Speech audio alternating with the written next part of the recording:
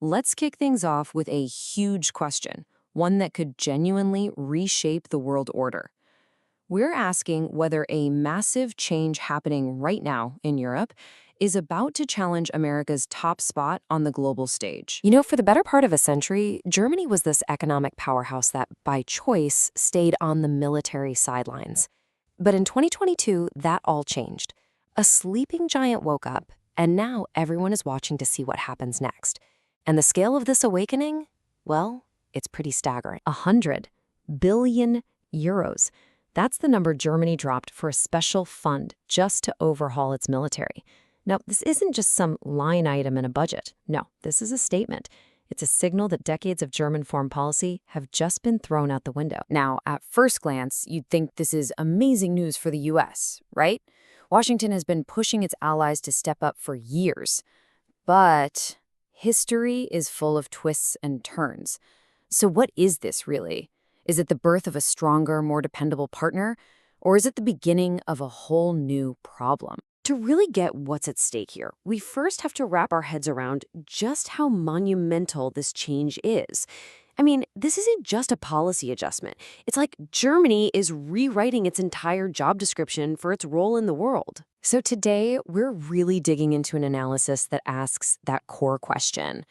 As Germany steps into this new, powerful role, what does it actually mean for the United States? The Germans have a word for this, and honestly, it's perfect. Zeitenwende. It means a turning point of an era, an epochal shift. And that's exactly what we're talking about here. A total break from the pacifist identity Germany built so carefully after World War II. And just look at the history to see how dramatic this is. Pacifism was Germany's whole identity after 45.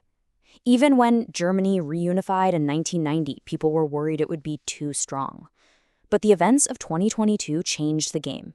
Now, with spending projected to make its military the biggest in Europe, we are in completely new territory.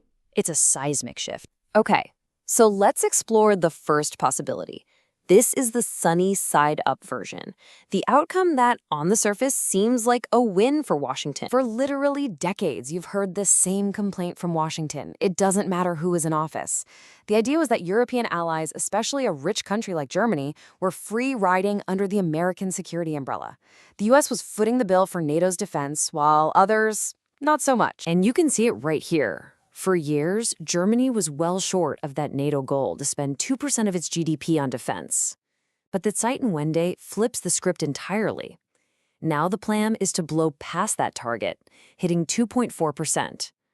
For the US, that looks like a huge policy victory. So the bottom line for this argument, this new, stronger Germany seems to tick all the boxes for the US. NATO gets a boost. There's a serious partner to share the burden. It's exactly what Washington has been demanding for years. But is that the whole story? And this is where the picture starts to get a lot more complicated. Let's pivot to the other side of the argument. This is the be careful what you wish for scenario. So what if by finally getting Germany to become a military heavyweight, the US accidentally created the very thing it spent decades trying to avoid? A true peer competitor with its own ideas and its own agenda. And here's the core dilemma, laid out plain and simple. Is this newly powerful Germany just a stronger pillar supporting the same US-led alliance?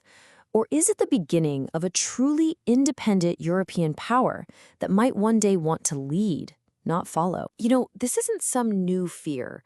If you go all the way back to 1965, you see strategists like Henry Kissinger pointing out that the whole system was built with the US as the undisputed linchpin and European countries as junior partners. The big worry now is that a fully rearmed Germany is no longer a junior partner. It's a major power. And just to add another layer of complexity to this whole thing, it's not just a two-way street between Germany and the US. The other big players in Europe have their own thoughts on all this. The problem is, Europe's big three are all pulling in different directions.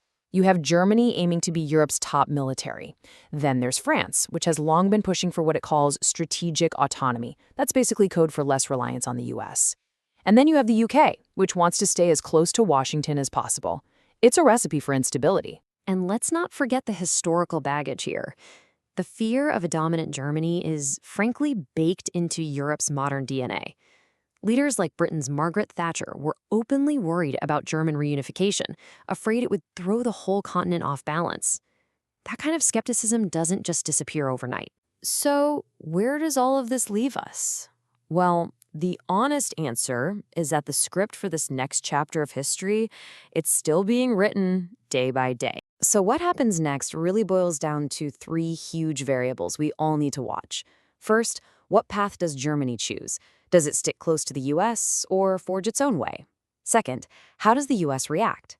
Does it embrace this new power or see it as a threat to be managed? And third, can Europe itself get its act together and agree on a single strategy? Which brings us right back to where we started.